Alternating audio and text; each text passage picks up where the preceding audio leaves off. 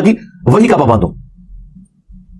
ام العلا کہتی ہیں جیسے ہی میں نے حضور سے یہ بات جب سنی نا، میں کہتا ہوں کہ اس تکلیف کا آپ اندازہ کر سکتے ہیں کہ وہ تو کتنے جذبے اور شوق میں نعرہ لگا رہی تھی کہ ہر صحابی نبی جنتی جنتی.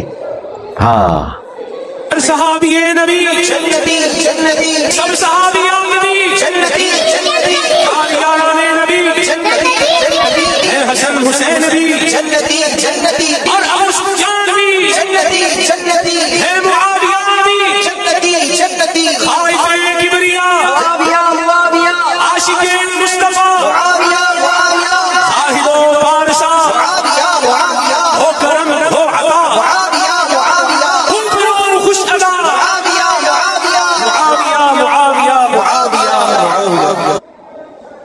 اور حضور کہہ رہے ہیں کہ تمہیں کس نے بتا دیا، حالانکہ میں اللہ کا رسول ہوں، مجھے تو اپنے بارے میں اور تمہارے بارے میں بھی نہیں پتا.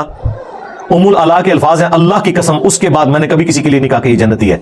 اللہ جانے اس بندے کا معاملہ جانے.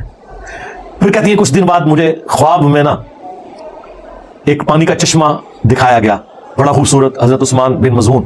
میں نے حضور سے اس خواب کا ذکر کیا تو آپ نے فرمایا ہاں یہ عثمان کا عمل ہے. پھر حضور نے کنفرم کیا، اور وہ بھی حضور نے کر دیا، کوئی اور نہیں کر سکتا تھا، ورنہ تو وہ خود ہی کر لیتی نا. اس سے بڑھ کر بخاری مسلم دونوں میں حدیث ہے، نبی علیہ السلام کا ایک صحابی جو آپ علیہ السلام کو وضو کروایا کرتا تھا، سفر و حضر میں سواری کا کجاوا کستا تھا. خیبر کے موقع پر اسے ایک نامعلوم تیر لگا اور وہ شہید ہو گیا. اور جتنے صحابہ تھے انہوں نے نعرہ لگایا ہر صحابی نبی جنتی جنتی، ہر صحابی نبی جنتی جنتی. تو یہ تو سب سے بڑا صحابی ہے کہ حضور کا خدمت گزار ہے. انہوں نے کہا یہ تو جنتی ہے. نبی علیہ السلام فرمایا کہ تم اسے جنت کی بات بتا رہے ہو، حالانکہ مجھے اللہ نے دکھایا ہے کہ اس نے خیبر کے موقع پر مال غنیمت کی ایک چادر چوری کی تھی، ایک چادر صرف، جو آگ کی بنا کے اس کے اوپر ڈال دی گئی ہے. اللہ نے اس چیز کا بھی لحاظ نہیں کیا کہ حضور کا خدمت گزار ہے، صحابی ہے، اور بعد میں لوگوں نے نعرے لگانے ہیں ہر صحابی نبی جنتی جنتی. یہ مقصد کوئی کسی صحابی کی توہین کرنا نہیں ہے، مقصد آپ کو عقیدہ بتانا ہے. اس اعتبار سے تو ہر کلمہ کو بھی جنتی ہے، جو کلمہ پڑھنے والا ہے ہر مسلمان نے جنت میں جانا ہے کہ نہیں جانا، اسی امید میں ہے نا انشاءاللہ. تو بخاری مسلم کے الفاظ ہیں، اس کا نام تھا مدعم، اس صحابی کا. صحابہ کرام اپنے گھروں میں گئے، اگر کسی نے ایک رسی بھی اٹھائی تھی نا یہ سمجھ کے مال غنیمت کی کہ خیر ہے اس کی تو اتنی ورث نہیں میں گھر لے جاؤں، وہ بھی آ کے جمع کروائی مال غنیمت میں، کیونکہ مال غنیمت کو تقسیم کرنا ہے حکمران وقت نے، اس وقت رسول اللہ تھے صلی اللہ علیہ وسلم. اب اس سے کلیئر ہو گیا عقیدہ. پھر جو بخاری مسلم میں وہ مشہور حدیث ہے کہ ایک حبشی عورت تھی جو مسجد نبوی کی صفائی کیا کرتی تھی. چند دن تک وہ نظر نہ آئی تو نبی علیہ السلام نے کہا وہ عورت کدھر گئی؟ بتایا گیا یا رسول اللہ وہ فوت ہو گئی، رات کے وقت ہی ہم نے اسے دفنا دیا. آپ نے فرمایا مجھے نہیں تم نے بتایا. حدیث کے الفاظ ہیں لوگوں نے ہلکا جانا کہ وہ ایک عام حبشی عورت تھی، لیکن حضور کے لیے تو ہر وہ بندہ اہم ہے جو دین کا کام کرے. آپ کے نزدیک جس کا اونچا نعرہ ہو وہ اہم ہے، نبی علیہ السلام کے نزدیک دین کا کام کرنے والا بندہ اہم ہے. آپ نے فرمایا کہ مجھے اس کی قبر پہ لے کے چلو. قبر پہ لے کے گئے، نبی علیہ السلام نے قبر پہ جا کے جنازہ پڑھا، اور جب واپس پلٹے تو آپ نے فرمایا یہ قبریں اندھیروں میں ڈوبی ہوئی تھی، میرے جنازہ پڑھنے کی برکت سے اللہ نے ان قبروں کو نور سے بھر دیا. سبحان اللہ. سبحان اللہ تو ہم پڑھ رہے ہیں، لیکن اس کا ایک بڑا تلخ پہلو ہے. کیا کسی کافر کی قبر حضور کی دعا سے جنت کا باغ بن سکتی ہے؟ نہیں، یہ تو عقیدہ ہی کفر ہے، کیونکہ قرآن کا فیصلہ واضح ہے کہ اللہ بھی معاف نہیں کرے گا. نبی علیہ السلام نے کہاں سے معاف کرنا ہے کافر کو، مشرک کو؟ اس کا مطلب ہے کہ وہ مسلمانوں کی قبریں تھیں. اب میں یہ نہیں کہتا کہ صحابہ کی قبریں تھیں، ورنہ کہیں گے گستاخ رسول ہو گئے، گستاخ صحابہ ہو گئے. اس زمانے میں جو مسلمان تھے بریلوی دیوبندی اہل حدیث شیعہ، ویسے تو اس زمانے کے مسلمانوں کو صحابی کہا جاتا ہے، لیکن وہ فتویٰ لگا دیں گے نا. چلے ہم کہتے ہیں اس زمانے کے جنہوں نے حضور کو ایمان کی حالت میں دیکھا، ایمان کی حالت میں دنیا سے گئے، اس زمانے کے بریلوی دیوبندی اہل حدیث شیعہ. تبھی نور سے بھری گئی نا. اور دوسرا یہ بھی کلیئر ہو گیا کہ نبی السلام نے ان صحابہ سے یہ نہیں کہا کہ ہاں میں ہر مومن کی قبر میں جاتا ہوں، تو واقعی وہ فوت ہو گئی تھی 3-4 دن پہلے میں قبر میں گیا تھا اور میرے بارے میں اس سے پوچھا گیا تھا ما کنت تقول فی حق ھذا الرجل، اس مرد کے بارے میں تم کیا کہتے ہو؟ حضور نے تو علمی کا اظہار کیا، مجھے تو پتہ ہی نہیں تھا کہ وہ فوت ہو چکی ہے. اور یہ لوگ کیا کہتے ہیں؟ حضور علیہ السلام قبر میں جاتے ہیں. بریلوی یہ کہتے ہیں. دیوبندی کہتے ہیں نہیں حضور خود نہیں جاتے، آپ کی شکل دکھائی جاتی ہے، یا آپ کی قبر مبارک اور اسی قبر کے درمیان سارے پردے ہٹا دیے جاتے ہیں، پوچھا جاتا ہے کہ اس مرد کے بارے میں تیرا کیا عقیدہ تھا. ہر بندے نے اپنا عقیدہ بنایا ہوا ہے. مفتی احمد یار خان نعیمی صاحب نے جال حق میں لکھا ہے کہ نبی السلام دکھائے جاتے ہیں نا, ورنہ تو وہ شخص جو ہے نا وہ پوچھتا آگے سے کہ کس مرد کے بارے میں مجھ سے پوچھ رہے ہو. جب وہ کہتے ہیں ما کنت تقول فی حق ھذا الرجل, وہ کہتے ہیں ھذا کا مطلب ہے کہ وہاں موجود ہے. ہم نے بتایا کہ ھذا کا صیغہ موجود کے لیے بھی ہوتا ہے اور غائب کے لیے بھی ہوتا ہے جس کا ذکر ہو رہا ہو. جیسے بخاری میں ھذا کے صیغے کے ساتھ عبداللہ بن عمر نے یزید کی طرف اشارہ کیا کہ ہم نے اللہ اور اس کے رسول کے احکامات کے اندر ھذا الرجل کی بیعت کی ہے, حالانکہ وہ شام میں تھا, عبداللہ بن عمر مدینے میں تھے, 1000 کلومیٹر کا فاصلہ تھا. جب آپ ذکر کر رہے ہوتے ہیں تو اس میں ہو جاتا ہے.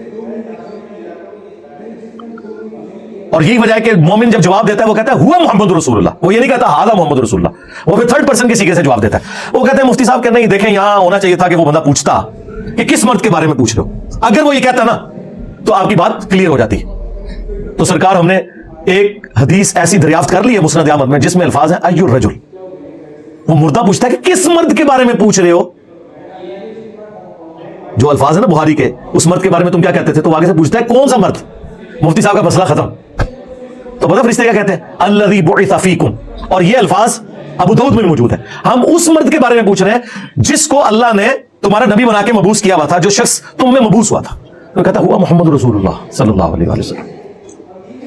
اللہم اجعلنا منہم, اللہ تعالیٰ ہمیں ان میں کرے جو یہ جواب دے لیں. یہ بخاری اور ابو داؤد میں پوری تفصیل موجود ہے. اور یہ جب 3 سوال ہوتے ہیں من ربک ما دینک ما کنت تقول فی حق ھذا الرجل, ایک چوتھا سوال ہے جو انہوں نے اسکپ کیا تھا, میں نے دریافت کیا ہے, تو اب ان کو پریشانی لگی ہوئی ہے.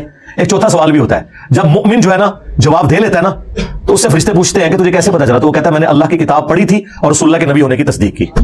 ہاں تو ظاہر ترجمے سے پڑھی ہوگی نا, خالی پڑھنا تصدیق تو نہیں ہوتی. اور جو منافق ہے جب وہ جواب نہیں دے پاتا تو فرشتے کہتے ہیں تو نے, وہ ہر بات میں کہتا ہے ہائی ہاتا لا ادری لا ادری, ہائے افسوس مجھے کچھ پتا نہیں. تو فرشتے اسے کہتے ہیں کہ تو نے خود پڑھ کے سمجھنے کی کوشش کیوں نہیں کی, یا کسی ایسے شخص سے کیوں نہیں پوچھ لیا جو جاننے والا تھا. یہ چوتھا سوال ہے. اگر یہ پتا چل جائے مسلمانوں کو تو مرنے سے پہلے ہی وہی بات, مرنے سے پہلے اے مسلمان کر لے اس پہ غور, کتابوں کا خدا اور ہے, بابوں کا خدا اور پھر وہ اس نعرے تک پہنچ جائے گا کہ میرے نبی سا ہے ہی کوئی نہیں, یہ سارے بابے تھے, شاہ ہی کوئی نہیں. ٹھیک ہے نا, اس کو آپ نے اپنا امام ماننا ہے جس کی قبر مدینے میں صلی اللہ علیہ وآلہ وسلم. تو دیکھیں کیسے ان واقعات سے رزلٹ نکلتے ہیں, اور انہوں نے کیا کچھ امت کو کرایا ہوا ہے. قبر کے 3 سوال بتایا ہے, چوتھا بتایا ہی نہیں ہے. اور پھر انہوں نے یہ بھی نہیں بتایا کہ بھائی رسول اللہ کے ساتھ رشتہ داری نہیں کسی کی کام آنی جب تک کہ اعمال صحیح نہیں ہوں گے, ورنہ تو ہم نے یہ بتا دیا. یہ بھی تو صحابی تھا نا. یاد رکھیے گا کہ جو اپنی وفات تک ایمان پر قائم رہا وہ صحابی ہے. اگر وہ ایمان پہ قائم نہیں رہا تو وہ صحابی نہیں ہے, اگرچہ حضور کی زندگی میں وہ صحابی ہو. یہ منکرین زکات جو ہیں یہ رسول اللہ نے ان کو صحابی ہونے کی حالت میں چھوڑا ہے دنیا میں. وہ کہتے ہیں جی بعد میں منکرین زکات بن گئے, مرتد ہو گئے. سرکار بات چھوڑ دو, جب میرے نبی نے آنکھیں بند کی ہیں اس ڈیٹ کو وہ کیا تھے, صحابہ. حضور کو تو نہیں نہ پتا کہ میرے بعد کام ڈال دیا انہوں نے. کلیئر ہو گیا. اب حضور کی وفات کے بعد وہ کام ڈال دیں. نبی علیہ السلام نے انہیں آخری وقت کیا دیکھا ہے, صحابی. یہی وجہ ہے کہ بخاری مسلم میں موجود ہے میرے حوض کوثر پر میرے اصحاب میں سے لوگوں کو لایا جائے گا, اور میں کہوں گا اصحابی اصحابی. کم از کم 8 طرق موجود ہیں بخاری مسلم میں. اور مجھے فرشتے بتائیں گے یا رسول اللہ آپ کو نہیں پتا, آپ کے بعد یہ دین سے الٹے قدم پھر گئے تھے, انہوں نے دین میں بدعتیں جاری کر دی تھی. تو میں کہوں گا سحقن سحقن لمن غیر بعدی, سحقن سحقن لمن بدل بعدی. ان پہ پھٹکارو, ان کو مجھ سے دور کر دو جنہوں نے میری وفات کے بعد میرے دین کو بدل دیا.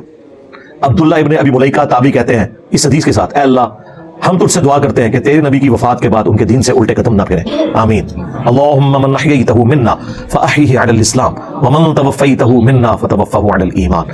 بخاری کے الفاظ ہیں, ابن عباس کہتے ہیں یہ وہ لوگ تھے جو حضرت ابوبکر کے دور میں مرتد ہو گئے, اور حضرت ابوبکر نے ان کے خلاف قتال کیا. تو حضرت ابوبکر کے دور میں جو مرتد ہوئے وہ رسول اللہ کے دور میں کیا تھے, بریلوی دیوبندی